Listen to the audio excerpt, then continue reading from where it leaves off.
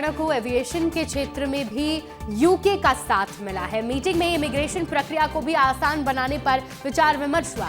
इसके साथ ही प्रदेश के युवाओं के लिए खुशखबरी भी है। क्या है, चलिए आपको दिखाते हैं इस रिपोर्ट में।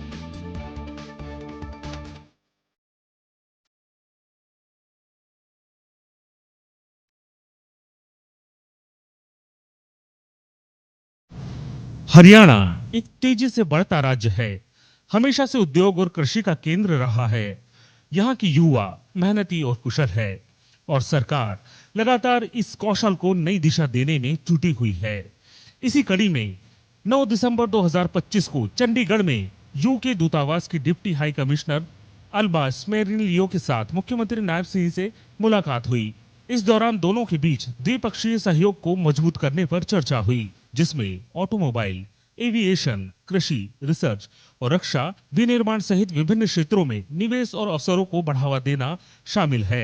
मीटिंग में हरियाणा और यूके की स्किल्ड युवाओं की आवाजाही को लेकर भी चर्चा हुई। हरियाणा यूके का मंथन, युवाओं को खुशखबरी। चर्चा में स्किल्ड युवाओं की यूके में मांग बढ़ाने पर जोर, युवाओं को यूके में ट्रेनिंग और जॉब के मिलने के मौके, इमिग्रेशन प्रक्रिया को आसान बनाने पर हुई चर्चा। मतलब हरियाणा की युवा यूके जाकर काम करने में कम परेशानी झेलेंगे। यह कदम हरियाणा के लिए विन विन साबित होगा। यह साझेदारी हरियाणा की इकोनॉमी को बूस्ट देगी। राज्य पहले से ही भारत का दूसरा सबसे अमीर राज्य है। यूके से निवेश आने से नई फैक्ट्रियां लगेगी, सीईटीए से ट्रैफिक कम होंगे, तो हरियाणा का मैन्युफैक्चरिंग सेक्टर फलते फूलेगा। हरियाणा यूके साझेदारी को नई दिशा मिलना प्रदेशवासियों के लिए बड़ी खुशखबरी है। यह सिर्फ मीटिंग की बात नहीं, बल्कि लोगों के बीच एक नया पुल है। हरियाणा के किसान से लेकर इंजीनियर तक सबको फायदा होगा। हरियाणा को एविएशन के क्षेत्र में भी यूके का साथ मिला है।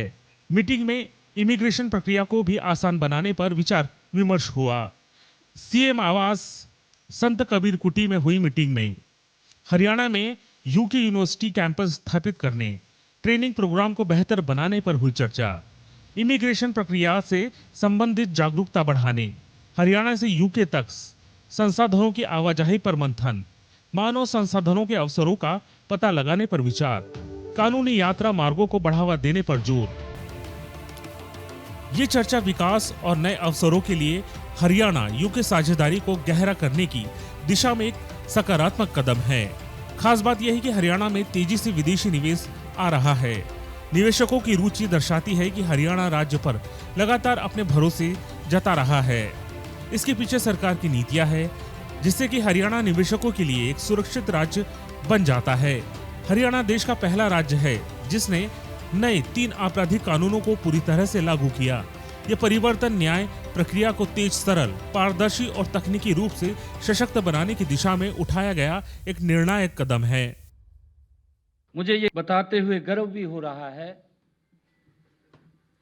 कि देश के यशस्वी प्रधानमंत्री आदरणीय नरेंद्र मोदी जी के कुशल मार्गदर्शन और हमारे भारत सरकार के गृह मंत्री आदरणीय अमित शाह जी, उनके नेतृत्व में हमने हरियाणा में देश के अंदर सबसे पहले ये 3 क्रिमिनल लॉज उसको लागू किया है।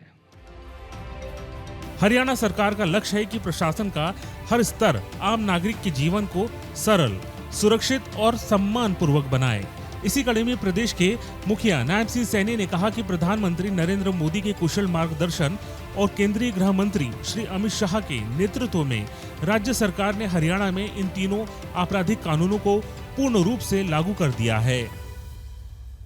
साथियों, यह परिवर्तन, ये न्याय प्रक्रिया को तेज, सरल, पारदर्शी और तकनीकी रूप से सशक्त बनाने की दिशा में ये उठाया गया ये महत्वपूर्ण कदम है।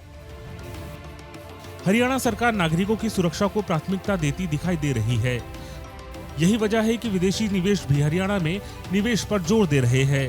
हरियाणा के मुख्यमंत्री नायब सिंह सैनी की यूके दूतावास की डिप्टी हाई कमिश्नर अल्बा स्मेरिनलियो के साथ हुई बैठक ने इस रिश्ते को नई ऊंचाई दी है। खास तौर पर एविएशन के क्षेत्र में यूके का हरियाणा को मिला साथ युवाओं के लिए नए अवसर खोल रहा है। यह साझेदारी न सिर्फ आर्थिक विकास को बढ़ावा देगी बल्कि शिक्षा, व्यापार और रक्षा जैसे क्षेत्रों में भी नई दिशा दिखाएगी।